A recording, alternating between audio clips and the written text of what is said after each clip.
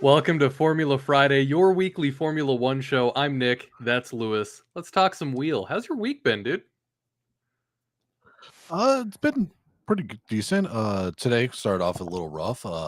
Started off with my son getting his finger caught in the door, so I had to bring him to the doctor. Oh So that's no. yeah, which is pretty bad in itself, but it's not as bad as hitting the wall twice in a weekend. Ooh, what are you alluding to, Lewis?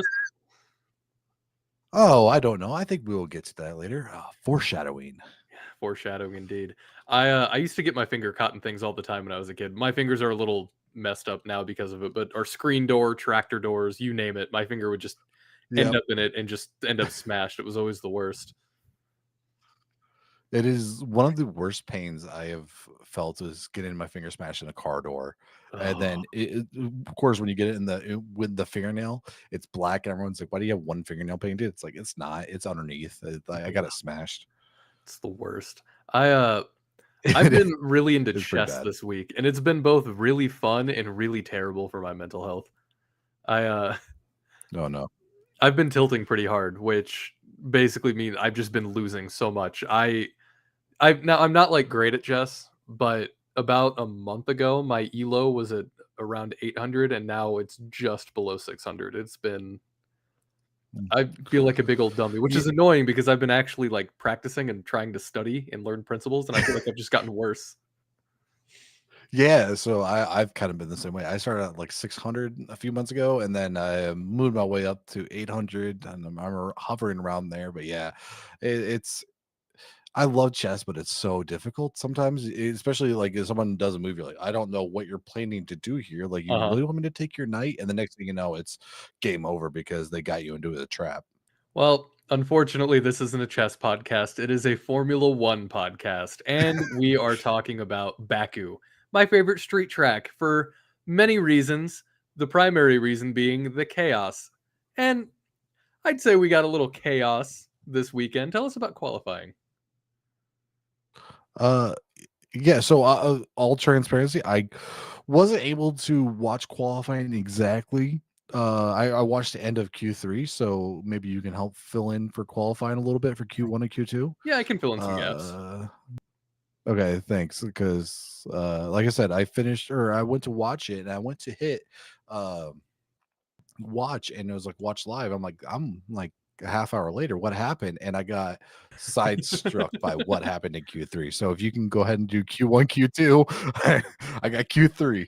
Yeah, so I think the overall story for But qualifying in general was good. just Yeah. red flags. There were 6 red flags total between Qs Ye- 1, 2, and 3, which is a record by a lot, by a huge margin. Um, just going down the list, Oscar got a wing replacement at the start of Q1. Albin kept crashed, causing the first red flag. He turned a bit too early into turn 1, but he broke his suspension. Charles looked really comfortable in Q1. Kimi got a yellow flag infringement similar to what Oscar got in free practice on Friday. Um, Basically what happened there is he just couldn't slow down before the line. That it wasn't necessarily his fault. It was just bad Yeah. timing. It's like when you're coming up to a stoplight and it's yellow for half a second and then it's red, but by then you can't just slam on your brakes. Um, Yeah. That sounds about right. Kimi did have a bit of a heartbreaking moment though, because one of his laps, one of his first out laps, he was doing really well and then he went a little wide after Castle, which, as you know, is toward the end of the lap. So obviously, it took him out. And you're going to be hearing this a lot today. It was the tailwind because one thing that affects the drivers the most at this track, it's the tailwind with these cars that are so sensitive to aerodynamics, and any slight change in the air pressure can totally screw with these cars. Another red flag came after Hulkenberg hit the wall at turn 4. He locked up. He did leave under his own power, though. It didn't end up causing a, or maybe it should have been a caution instead of a red flag. It did feel like some of these red flags were a bit jumping the gun, but at the same time, this is my exact thought process. I'm like, maybe that should have been a yellow, but then I remembered what happened to Max in 2021 when Yeah. it wasn't.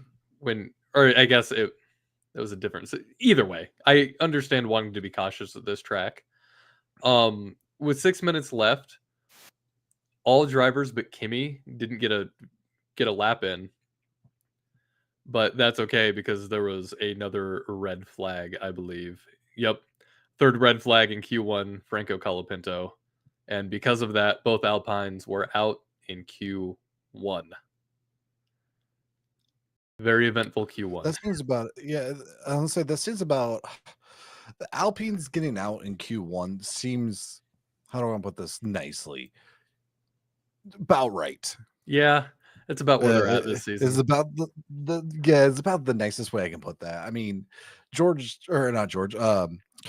I think they have good drivers with Oz or fuck, sorry, with Gasly and Pierre. Franco. My bad. It's a long day. Yeah. It's just I don't think the car is good. It's so strange to me Mhm. that like they used to be good. Like they have a good pedigree, like Yeah, the they were history at of them. least a midfield But team. yeah, and now they just drop back to bottom tier. It's weird to see this kind of progression out of a team that is mostly solid. Yeah, and like I said, they have a good history and everything, but it's just because am I wrong? Alpine was that's Renault, like that was Yeah. Renault, and Renault has like a historical that is a championship winning team. Yeah. Famously, they won a championship with Fernando Alonso Uh-huh. and his weird little dance. But I mean, it's just weird to see that progression. It's even more sad when you consider the history of Alpine, Renault, whatever, because they've contributed so much to the sport of Formula 1. They were the first car to put on a supercharger. They put the first Hmm. supercharger on a car starting in 78. It didn't really start to click until 81. And that's famously when Prost started to do really well because he was driving for Renault. And the contributions of this historic team, I feel like this is probably the lowest point they've ever had as a team, and it's going to be tough to dig out of it. Maybe next season with the new I regulations, but even then, I mean, if you think about Renault, like they were a championship winning team, they made their own engines and they still do, but like that they powered the Red Bull when Red Bull went on that massive run with Seb, mhm. and now look at them to being no one wants their engine. I mean, we have Andretti coming in next year taking a Ferrari engine. Right, which of all engines. Yeah, it was to the point where, when Honda was leaving Red Bull, like, Red Bull had to come up with, well, you have to use another engine supplier, and if you can't find one, you have to take one that has the least amount of, like, subsidies or people that, give it to, and Mhm. that would have been, like, Renault again, and it's like, I don't want Renault, so they end up buying the IP from Honda, Yeah, which is hilarious which because is just Honda's we're leaving you, yeah. but then they're just gonna buy the IP and hire everybody that worked there anyway. Nothing changed really. Yeah, Honda's like, "Hey, we're out of F1," and then all of a sudden Honda's like, "You know what? Hey, I like what you guys are doing. We're back in. We're back Yeah, in. we're You got back us. in. We're back in again." For Uh, the third, fourth time. Q2, not a whole lot happened. The Haas broke with 11:54 left of Q2, so it barely happened. Guess what? Another red flag. Something I did Yeah, that's notice. what I see. Yeah, it Mhm. was just red flags like crazy. They were trigger or trigger happy with that. They were. Something I did notice in Q2, just a thought that came to my head, watching everybody, go around these corners and everything, even the veterans, it was really slippy, and again, I think it's the wind. I think the wind played the biggest factor in this weekend in general. I feels like an underrated factor, but when you see seasoned drivers like Lewis and Fernando and Lando George, everybody coming around a turn and just getting wobbly or having to recontrol or can take control of a fishtail, it says a lot about this track and the difficulty of this track. Yeah, and I that's one of the things that like I'm not a huge fan of street circuits. We went over that last week, but I think this is the best street circuit in a way just because of that. Like Mhm. it's right next to the Caspian Sea. You have Monaco, which is right next to Black Sea Yes. or Dead Sea, one of the two. I'm not very good at geography. I'm sorry, but but they don't get the winds like this does because this is higher speed. It's not as slow as Monaco. It's not as narrow, and like especially the way these buildings are around this track, it funnels so Mhm. much. And it's on a peninsula And so too, which yeah, isn't helping anything at all. Uh, Lewis came out of Q2 or was dropped out of Q2, which hurts. It continues to hurt to watch Lewis struggle this way because I've said it many a time.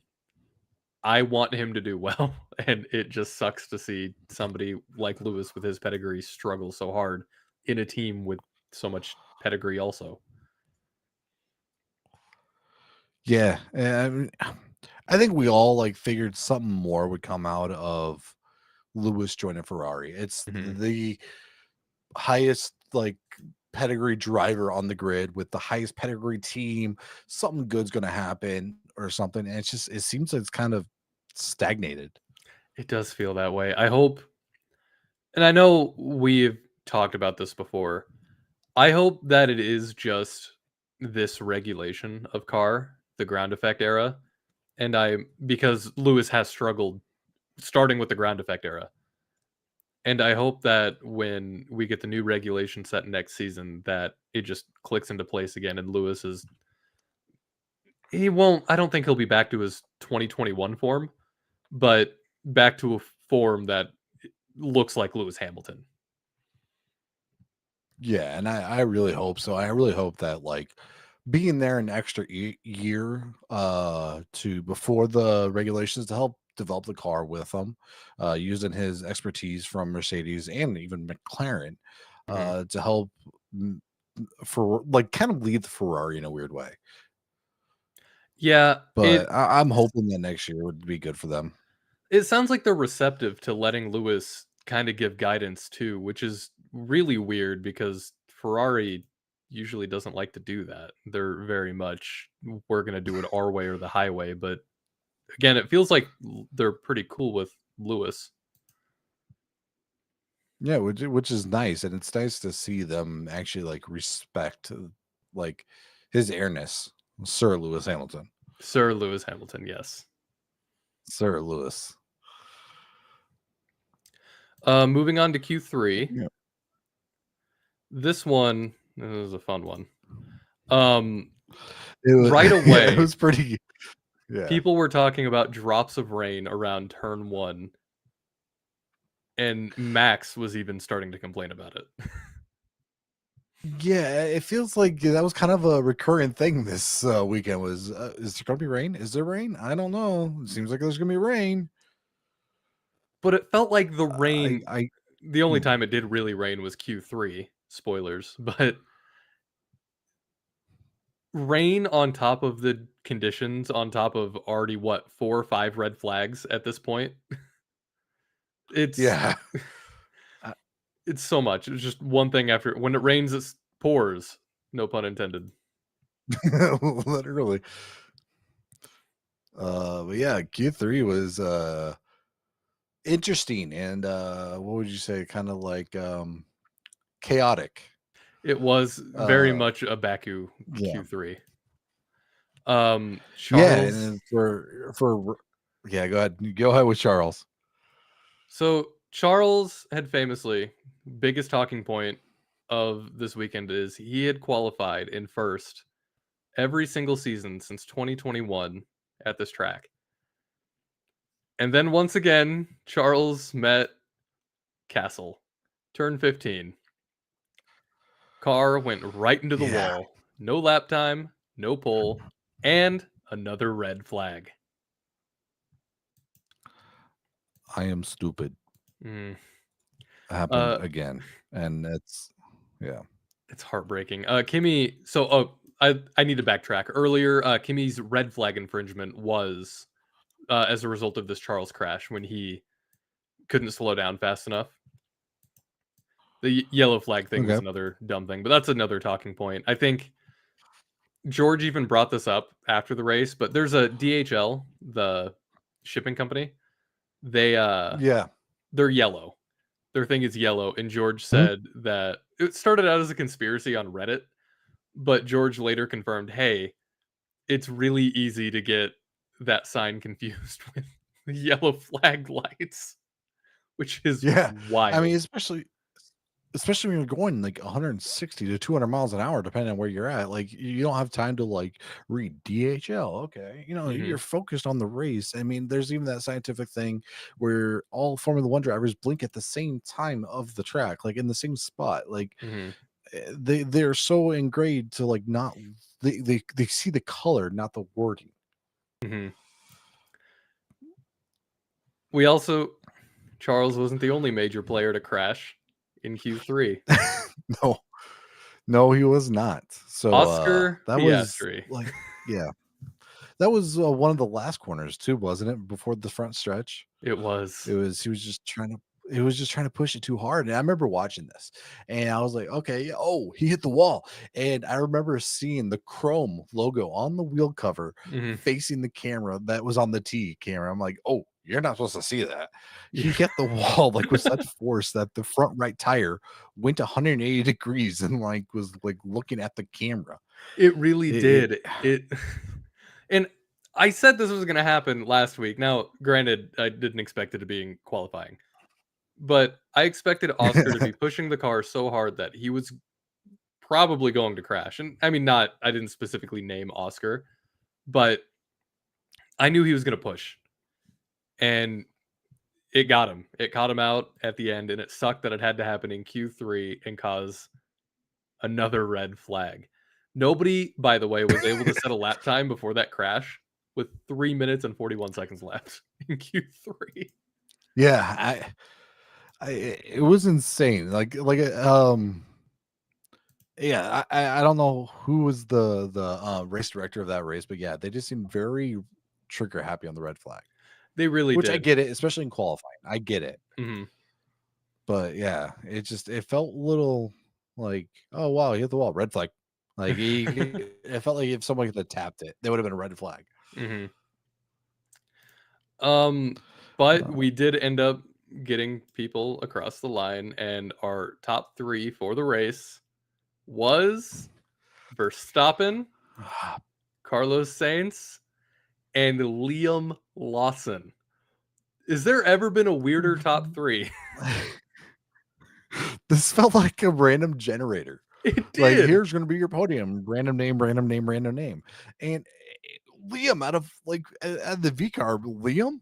Yeah, Liam Liam. is It's I mean, nothing against Liam, but like I'm a V carb fan, and I just don't think he's the best driver on the team. no, not at all, by a long shot. It it's insane that that happened, but I mean, I'm happy for him, I guess, but geez, that I mean, we got a Red Yeah, Bull, it's a Williams, and a V carb. A V carb isn't supposed to be fighting for podiums. yeah, it's not supposed to be up here. What are you doing up here? Yeah. So that was I mean, qualifying. and it was weird because like last week I was like, I think one of my predictions was V Carb scores points, and like I said, I hope it is Liam, like because Liam needs to like start showing that he belongs in Formula One. Because if you can't do good on the good team, you Lane, you can't do good on the bad team. Where can you be Mhm. good at? That was like literally what I said, and here he is getting third place in qualifying. So Liam, you're listening to this. Thank you for listening. Oh, what an insane qualifying, and it got even weirder in the race. Let's move on to that. Yeah, so the chaos just got churned up. Race start. Like before, like technically before the even green flag, the lights went out and away we Mhm. go. Technically, two cars jumped. So Yes. technically the chaos started before the green flag went out. Those 2 cars Because we were had go ahead, sorry. go I was gonna say those two cars was Oscar, and then right behind Alonso reacted to Oscar. Mhm. And, I don't know if you saw the inboard of Oscar when he jumped the start. He like, "Oh, crap, I gotta stop."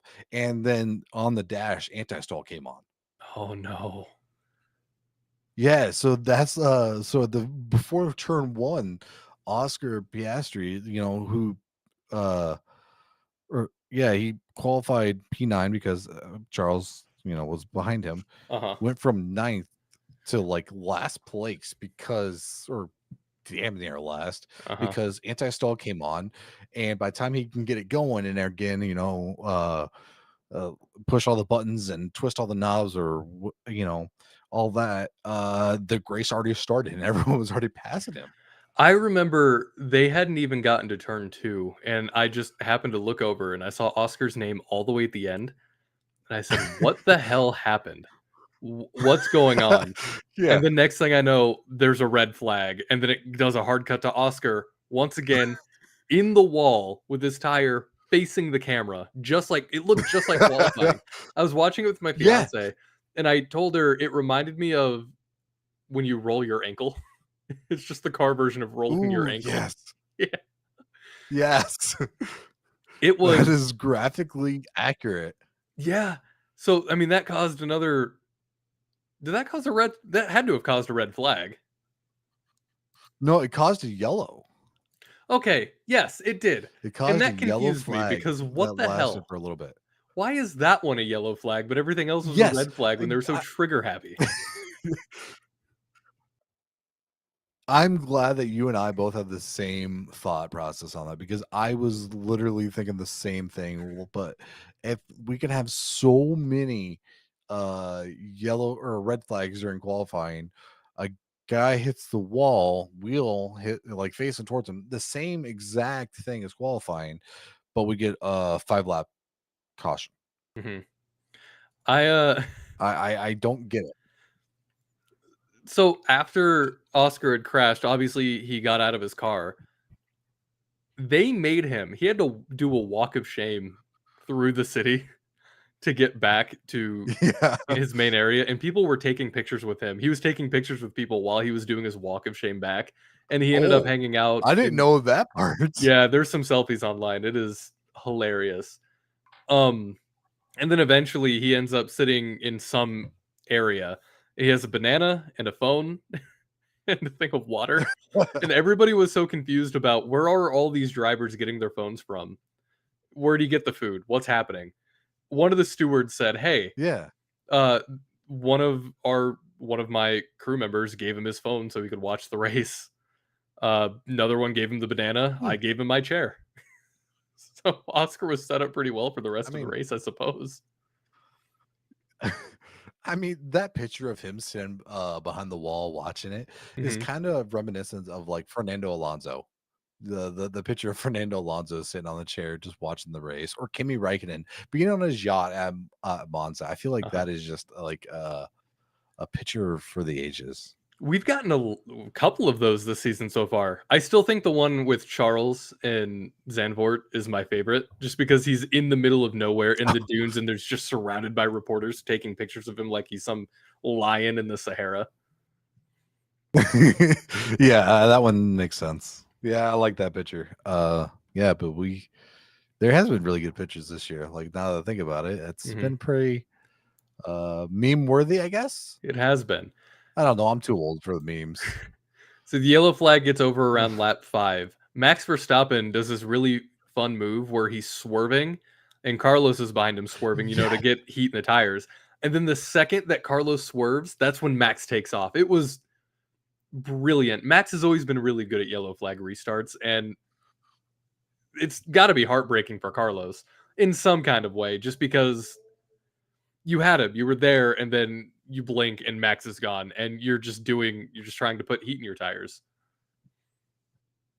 Yeah, Max is this weird. I don't know. I don't want to call him like a rule breaker, but he's a rule maker. Like Hmm. the rule for moving under braking was primarily because of Max. Like that was just something he did coming into Formula One, and that was awesome. Like, I mean, he was really good at it. Yeah. But but like then they had to do that rule for the restarts where if you're the car behind, you can't like edge the person ahead of you on because Max would do this thing where he would get right up next to somebody. Hmm. And then like I just now with this restart that I saw, I'm like, oh, that is amazing. That is a great move. I can't wait for the FIA to make that illegal somehow. Mm. It'll happen eventually, I'm sure. I think it will, and it sucks because Max is just a freak. Moving on to some other He- highlights. Around lap 16, 17, Albon got put on hards for some reason. yeah, I were they trying to like just one stop it?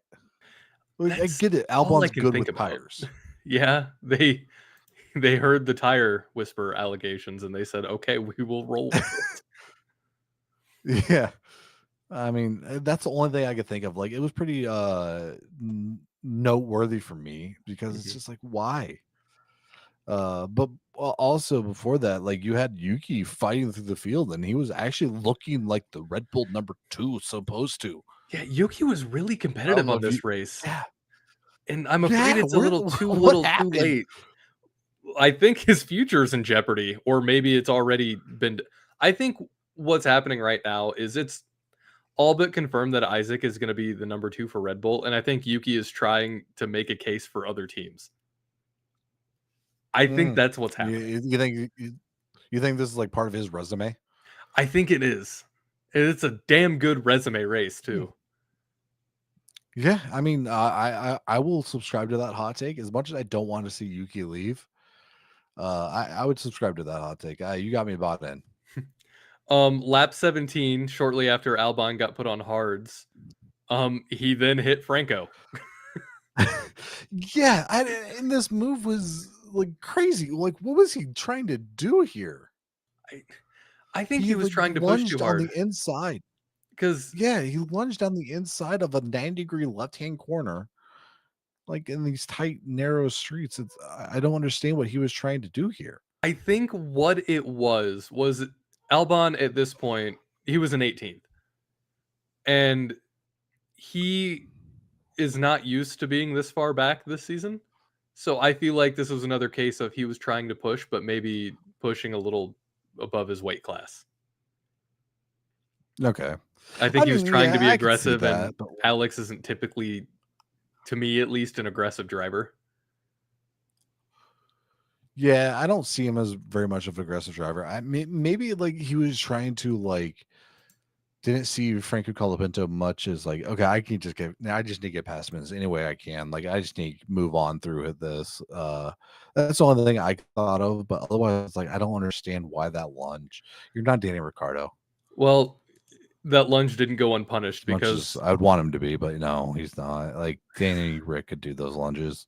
he could. Uh, A but couple yeah, I laps mean, after that. it was a pretty yeah, I was say it was a tight race Mhm, up to this point. Like we had people like looking for pits. Like, okay, I got to pit now so I can do this whole strategy and everything. mhm. Well, it didn't go Good, unpunished yeah, because a few laps after that lunge happened, Albon was hit with a 10-second penalty for that collision on Colapinto. This is also around the time a lot of other people started to come into pit,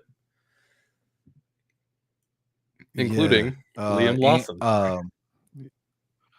yeah. Uh, and there was that was like right when the pits like he came out. If I remember correctly, he came out the pits like right in front of it. Like Kimmy. Yes, And he was fighting hard he to really like did. hold off those Mercedes. On fresh tires too, I might add, which is another feather in the cap for Yeah, Liam Lawson for this weekend because he made it in front of Kimmy on fresh tires, and eventually Kimmy did get past him, but he held him off for most of that lap on those fresh tires. and if he didn't hold him off, Kimmy could have had a podium. And like I really think, spoilers, I guess, but I feel like he could have been up there. To be fair, Kimmy, the Mercedes looked fast. also spoilers, this race would have been a lot different if not for Liam Lawson. Yeah. But eventually, we can get to that. Uh, Eventually, around lap 26, Kimi did get past Liam, and he got past Gabriel Bortoleto for P8. Kimi did such a good job working his way through the field because he came into pit or way earlier than that, and he got dropped yeah, he back. came into pit lap 19. Yes, lap Yeah. 19, and Kimi just did such a good job fighting through the field. This looked like pre-Canada Kimi. It really did. It finally looked like something clicked. They did something to the car to where Kimi can drive the Mercedes again, and it paid off dividends at this race. Yeah, I mean, he's starting to really show Mercedes number 2 right now. He Instead really of is. being like the Mercedes junior driver in that second seat, he's starting to become the Mercedes number 2. Absolutely.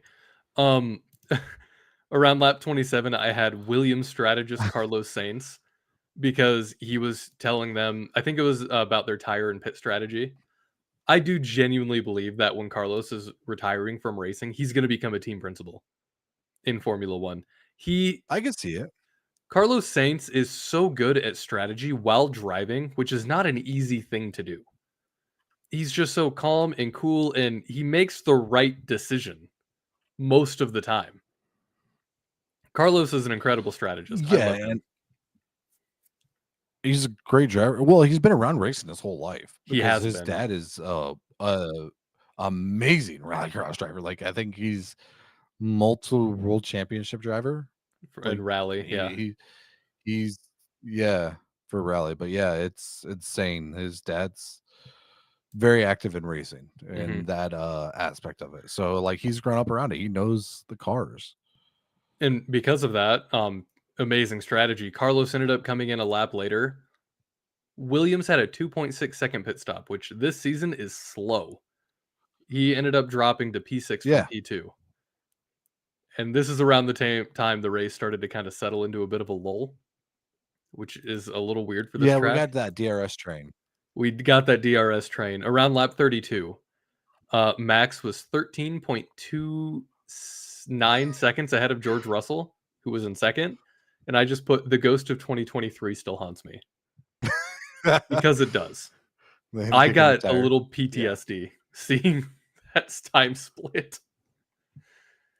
Then see, nothing. Do you think he gets that, like, fear of it? It's like, "Okay, no one's behind me, we're good gap." Like, do you think he's like, "Okay, I just gotta brace for the tire," like No, I I don't think know. Do Max you think just he still gets PTSD races. here? I think he just goes for it. He just Yeah. has fun. Yeah, I can I see don't think that. he anything Yeah, phases him. I think he's in that car is the calmest and most level-headed Max has ever. Well, I shouldn't say that, that's but true. I think because even in Well, I mean, l 2023 when he let's was be fair, I 30, think 40 seconds ahead, he would just do he was watching himself on the TV cameras whenever he'd go past on the track to see where other people were and then asking about them while he was so far ahead of everybody. I think it's easier for him when that's he's very true. leading. Yeah, look at was it Barcelona a couple years ago where they're like he had like so many off tracks and they're like, okay, one more and you get a penalty. And he's like, Mhm. hey, what's the fastest lap? I'm bored. Mhm. Like he pretty much is like, I'm bored. I'm gonna go for the fastest lap. Well, to be fair though, I think Formula One is just to pay for his sim racing and GT3 racing that he just loves doing for whatever reason. You're you're right. Let's see. Nothing happened in lap 38 at all. Nothing that we need to talk about or discuss. Of course, I'm No, kidding. nothing. Lando Here, let me Norris. Okay. discuss it Okay. really slowly. Mm, It's just well, what's going on there? I don't So know. yeah, Lando came in for his pit stop, yeah, right? And a really weird and annoying and not at all uncommon theme of this season is Lando's pit stops have been terrible, and I don't know why.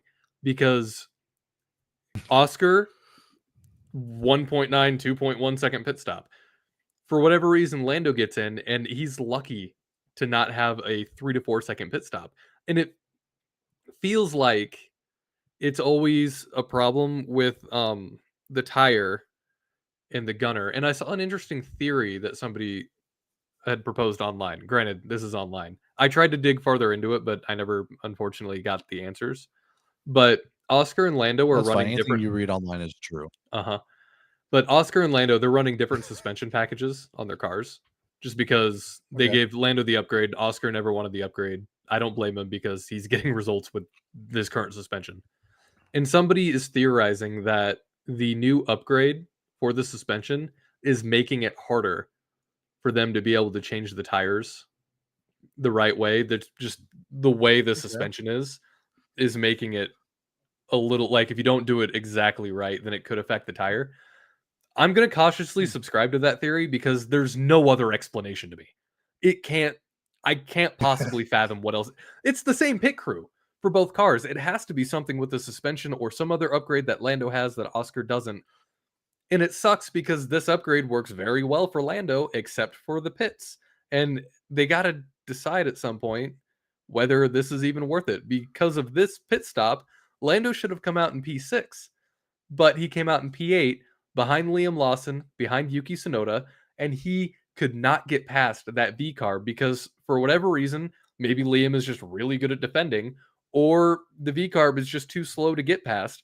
But he was holding people up, and there was no way Lando could have gotten past Yuki. He tried in the last couple laps, not to skip ahead, but by then he didn't have any battery left. He had to try to harvest, and then by the time he had enough battery to try to attack Yuki, it was too late. There was one turn that he had the opportunity to, and he couldn't make it stick. And it was all because of that stupid freaking pit stop on lap 38 out of 51. Ugh. I I mean, okay, here's a whole steaming hot take. Do you think Oscar just slipped the tire changer a fiver? Be like, hey, let me finish ahead. I mean, No. well, what else could it be at this point? I mean, that's why That's I have to believe it's a suspension thing. I have to believe it's something with the suspension or the upgrades because I can't think of anything else. yeah, And it makes I'm right me there with very you. It is sad. strange. It's very I mean, strange. It's not like McLaren is slow at pit stops. Don't they have the record all time for Formula One fastest pit stop? Yeah. It's like 1.7 seconds or And it's like something like that. 1.87, yeah, 1.7, 1.8. Either way, that's insanely fast. Yes. That's like literally like blinking an eye and like they're halfway done. Which is It I is I don't get it. insane. It frustrates me so much to no end. And people have the audacity to claim that Lando is the favorite of the team when things like this happen all the time. Ugh. I Um, mean, maybe they're just sandbagging. maybe they're just sandbagging. Um, let's see. Lap 40, continuing on Max's side quest. He was Yeah, that's 32.9 pretty much what seconds it ahead. became. The ghost of 2023 still haunts me. And then around lap 42, there were light rain reports at turn 16, but not enough to actually come with anything. And then after that, it was just smooth cruising until the end of the race, where of course the biggest news wasn't Max Verstappen winning; it was Carlos Sainz Was it? getting P3 in a Williams. Which is amazing. Uh huh. Like, Williams are back up there. I could have you could have bet me money that it would have been Albon scoring a podium first before Carlos Sainz. Yeah, it seems like such a weird backwards thing And because on one hand, this is exactly what Williams wanted when they signed Carlos, but on the other hand, how the season has gone, it's like the roles got reversed. Carlos is usually the one with the bad luck, the penalties, hanging out in the back of the field, and Albon is up in the midfield fighting. And for whatever reason, well, I mean, we know the reason, obviously, that Carlos Sainz got P3. He had performance enhancing mods on his car, well, his helmet, a unicorn sticker sent to him by a yes. fan. The unicorn sticker, the story behind this, by the way, there's this little girl who's a Williams fan, and Alex and Carlos were, doing some fan mail answering, and she has a stuffed unicorn, and she asked, "Hey, can you name the unicorn?" It's either Sparkles or Sprinkles. They never did settle on a name, but she did ask if he could get a sticker of the unicorn and wear on his helmet for the rest of the season. And Carlos Sainz did it. He put the sticker on his helmet, Yeah. and I mean, he it It worked. was It's gonna have amazing to to be there see. forever. Yeah. Did you see the cool down room? Because I think it was Max was already in there. They were just hanging out. And uh like Carlos Sainz comes in, they're like, "What's up with your helmet?" He's like, "Oh, that's my little mascot now." And it was awesome. They're just like he's like that's what it is now. It's and for the first time in a Williams, we got it in a McLaren, we got it in a Ferrari. Now we have a Williams smooth operator, and it was awesome Smooth to hear. operator. I haven't heard we haven't heard that since Singapore last year. We haven't. It's been a long, long, long time since we've heard smooth operator. And well earned, well deserved. Carlos, I love seeing Carlos do well, and I love seeing him do well in Williams, which in the year 2025 is an underdog, but they are trying to break out of that shadow of Mercedes, and they are trying to break back into the top teams of Formula One. And what a good race to do that with. Yeah, that was kind of one of the reasons, or one of the things James Vowles said when he signed on to be the team principal, because Hmm. he was I forget what he was at Mercedes, but he was pretty like technical director or something like that. He was pretty high up there. Hmm. And he was like, "Yeah, we want to separate ourselves from Mercedes. We're no longer like Mercedes' sister team or B team. We are Williams." Hmm. And obviously, since he's been there, they've taken the right steps in the right direction, and they have improved tremendously, and it's amazing to see. And that's why slightly they are my number two team. I love Williams. They're just really fun and scrappy, and it's another one of those teams that has a history and a rich history and a really fun history. They've always kind of Yeah, had that underdog mentality, even when they're doing really well. yeah, Carlos, and Frank Williams and everything. I love Williams, and I miss Claire, but I'm glad that they have switched. Like mhm. they're doing great. Carlos, by the way, is the Go second ahead. driver in F1 history to stand on the podium in a McLaren, a Ferrari, and a Williams. The first, Alain Prost. Uh, oh, Alan Prost, Uh huh. really? I got that stat from Autosport. Thank you, Autosport. That's a fun stat. That is a really fun stat. You could Hmm. have I would never have guessed that. That's awesome. I like that stat. It's a really But fun to be stat. fair, those 3 teams are like the Mount Rushmore of Formula 1. They really are. They are the blue bloods, if you will, of the sport, and it's really Yes. cool that Carlos has had the opportunity to drive for all of them. It makes me really happy that he ended up there and not somewhere like Alpine. Yeah, me too. I mean, same with I bet Oscar's really happy he's not an Alpine either. Bet Oscar's stoked You that know, he's not the at famous Alpine. tweet. Um, so that was the race. Let's move on to our predictions. I will let Ooh. you read your first prediction. Uh, for the we do Um, 3 predictions total. 2 are normal, and then the third prediction is always a bold one. So your first one was what? Stroll will finish behind Fernando. And looking at the race results, I believe I was correct. It's a layup, but Lance that's Stroll fine. did not do much that He yeah, he really did not do didn't. much that race. I mean, So I saw a uh, video of his last onboard, honestly, and I don't know how true yeah. this is because the internet, but I heard that, or I read rather, that they were banking on multiple safety cars, so they didn't give Lance enough fuel for the race, so he had to coast, so he was above the regulation at the end. I don't know Oh, how true that is, but huh. sometimes rumors is fun. Yeah. Speaking of layup, you thought I had a layup prediction. I think your prediction was kind of a layup too, right? Yeah, yeah. My first prediction that was meant to be a layup was Charles will get pole. Charles did not get pole, so I was wrong there. Your second prediction, Lewis? Yeah, I remember. I was say I remember you saying, "Oh, this is a layup. It's fine." Yeah, Uh huh. well, I my prediction was VCarb in the points, and I was not even, or I was not only right, I was double right. You were comfortably Both of them right. scored in the points. Yeah, I mean, I was not expecting that. I think I in my prediction last week I said it was going to be Isaac in the points. Liam, hopefully he gets in there, but you know he needs to do good. Mhm. He did better than like I just don't get it. I don't think anybody expected Liam to do that well. Yeah, what was your second? My second one was we will have a second two-time winner. Of course, I shared that stat last week. Only one driver up until Sunday had won at this track twice since 2016, and that was Sergio Perez. But now his former teammate Max Verstappen joins him on the podium. I was right on this one because That's I worded it in the very specific way. But to be honest, I did honestly think it was going to be Oscar. yeah. I think I even pressured you last week to be like, if you had to put money down, who would it be? Other And than my bold prediction, which was zero safety cars, which I was close. if that thing with Oscar wouldn't have happened, you would have been right, which is wild to think about when it comes to Baku.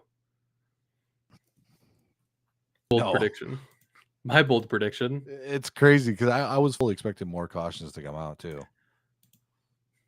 My bold prediction was there will be a top team DNF, which, as you remember last week, I defined a top team as basically McLaren or Ferrari.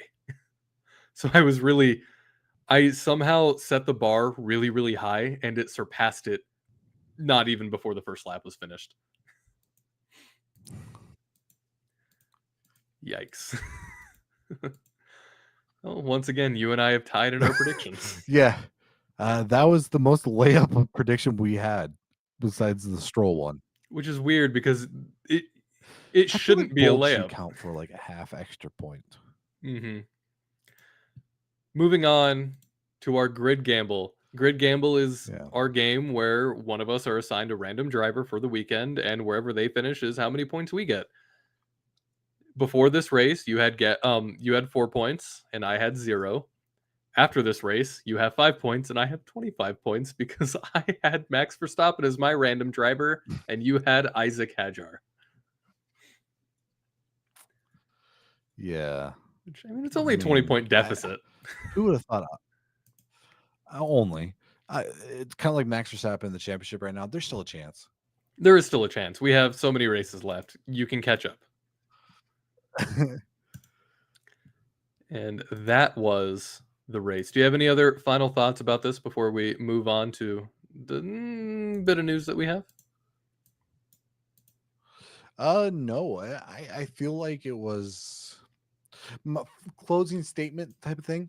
It Hmm. was really good for a street track. It was a Yeah. pretty good race. Granted, we did get to the DRS train. But like before that, or even after that, strategy wise, it was a good race. I really thoroughly enjoyed it. It's Baku, dude. I got it. I love this track. This is such a fun track. It's a fun chaos track, and it always shakes it up. And by the way, it's going to be on the calendar through 2030. That was announced this weekend as well. So we're going to get a few more years of Baku. And I mean, it's good. I like it. All right, news time. First bit of news. Christian Horner is officially out of Red Bull. And I know what you're thinking. I thought Christian Horner was already out of Red Bull. No, he was not. He was fired as the team principal of the team, but he still had a job. He was still employed by Red Bull while they tried to figure out his contract stuff. And they finally did it. They finally worked out his stuff, and he is officially no longer with the Red Bull team. And it makes me a little nervous because I've seen, speaking of rumors, little whispers, if you will, that he's getting eyed by Haas, but also he's getting Uh, eyed by an indie team, Childress, I believe. uh, Yeah, ugh.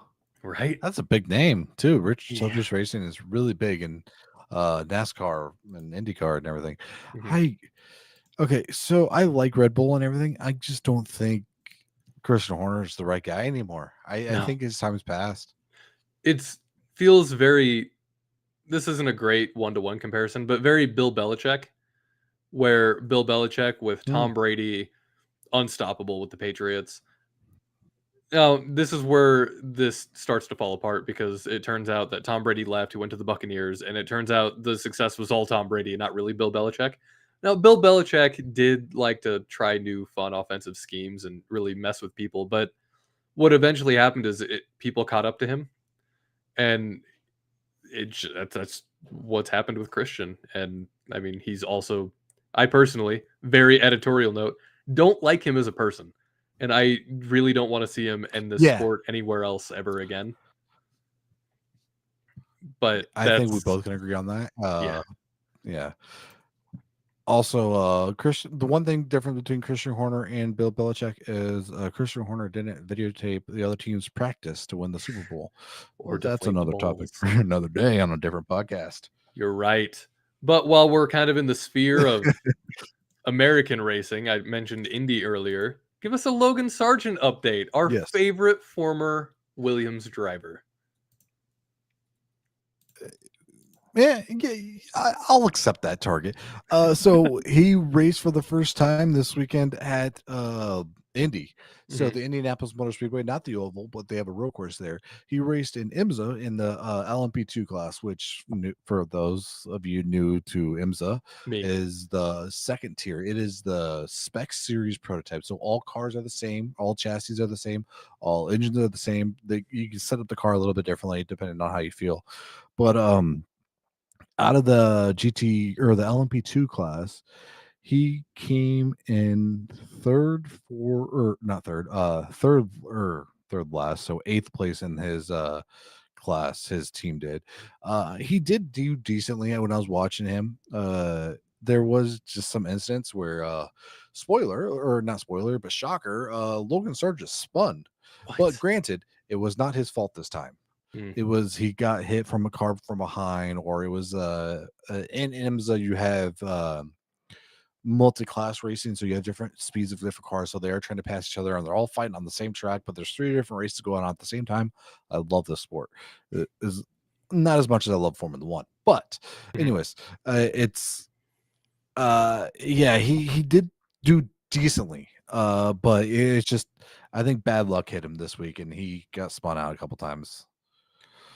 I believe he But yeah, that also is the Logan Sargent update. I believe overall Go he ahead. also Sorry, finished I know you're more. 20th, which Logan Sargent will Yes. never fit or will never escape the finishing 20th in a racing series allegations. I didn't think about that until just now, but yeah, that makes sense. That is Huh? the yeah, that makes sense. He just does not he can't crack those top 10 points. And another bit of news, also not necessarily Formula One related, but Aston Martin's reserve driver, you might have to help me with this name, Felipe Drugovich. Yes. Felipe Drugovich is going to race full time for Andretti in Formula E starting next season, and it is a multi-year contract. Is Felipe done trying for Formula One? I think so because we nothing against Formula E. It's nothing like I Formula can't One get or into it. anything. It's a little It's too gimmicky very for me. Like I've tried. I like kind the of yes, idea and I especially like the with the concept, but it's some of the fan things and the recharge and the boost. yeah, the It's a fan little boost gimmicky. stuff. Yeah. Yeah, I 100% agree with you on that. That is some I tried, but anyways, you have some like people that go to Formula 1 to Formula or Formula E like can't think of his name right now, but he was the Mercedes reserve driver, then he drove for V Carb and then he went to Formula E. But yeah, I think Djokovic is going to be doing good. I think he is kind of finally done chasing that Formula One dream, Which is unfortunately. a bit of a bummer because he wasn't bad in F2. He was a champion in F2. A lot of Yes. people were pegging him as the next man up, but the problem, and I think what the real problem is the nepotism at Aston Martin, because at any point they could have gotten rid of Lance Stroll, put Felipe in there, and I think it would have been incredible for Aston. I think that would have been the best move. Lance could end up driving in another series. Lance could be in Formula E, and I think he'd be comfortable and fine there. But Lawrence, I think Lawrence is the reason that Felipe couldn't make any progress in F1. And it's not because he's not good enough, it's just because there's a nepotism road cone right in his way. Yeah, and I think that's the 100% the reason. And going back to what I was saying, Nick DeVries Yes. was the guy I was trying to think about earlier. I was trying to remember his name either. It And wasn't coming to me. which is Yeah, it was kind of weird, but what team did he signed with Andretti? So right now he did race for Mahindra, which is the same team, ironically, that Nick DeVries was driving for too. So Huh. tie it back around. Andretti's turning Yeah, into the island of ironically. misfit F2 drivers. I mean, yeah. Oh, well, for now, they're going to be the island of old F1 drivers True. And finally, because, yeah. last bit, this is more rumor, more speculation, but rumor has it that George and Mercedes still haven't nailed down any kind of contract extension. And from what Yeah, I I've thought about that. from what I've seen, I think George wants something multi-year and more concrete, and it feels like Merck isn't trying to bank on that, which means, do you think they're trying to leave the door open for Max? See, I thought about that this weekend with George, finishing how good he did this weekend. I was Mhm. like, why haven't they finished signing that? Do you it kind of feels like one of the situations where you get like you don't want to burn the bridge, but you're Mhm. kind of like, hey, you're still available if you want to come over here, Mhm. like to Max. But Max has said he wants to finish his career at Red Bull. So is that just him like shutting up the press, or is Yeah, that I Max being mean, truthful? Lewis said he wanted to finish his career at Mercedes, which I will stand by the fact that if he would have won in 2021, he would have. But it I mean, what else are you gonna say if you're Max in that situation? And I guess Max is kind of in a unique situation where he could literally say whatever he wants, and I don't think he would get in trouble for it. Yeah, But it would be kind of a D move if you're Max Verstappen and you're like, "Yeah, I wanna end up at another team someday," you know? Like, I feel like if you're on the spot, media yeah, training kicks in and you're like, "Oh, yeah, of course, I love Red Bull. I'm gonna finish my career at Red Bull. I love Red Bull so much." yeah. I get it. I just could you imagine though with Max? Just let's go back to the W18 or whatever. Max in that car, Mhm. how fast that would have been. It would've been nasty. And yeah, I it would have been insane. But I even if Max doesn't move to Mercedes, I think, or even if he does, my bad. I think that would be the best move for his career if he wanted to win consecutive championships back to back to back. Because I think right now Red Bull is revolving door, where Mhm. Mercedes kind of seems more steady. And my favorite thing to bring up, of course, is you don't know after next season because of the new regulation, so none of this matters, really. That's very true. I keep on forgetting. Well, I Uh-huh. need to just put up a sticker that says 2026 new regulations, or just have a countdown to that day. Nothing matters. Because yeah, I just keep on forgetting that 2026 doesn't matter. DRS gone. We're gonna have the mom system or whatever I'm it's gonna gonna be called miss now. DRS, dude. I really love DRS. I always thought it was fun. Can we have like a little like in memoriam DRS and just put our favorite moments from Jensen Button making the first button press to Max Verstappen opening and closing his DRS at Barcelona Oh, that can be to for the Mercedes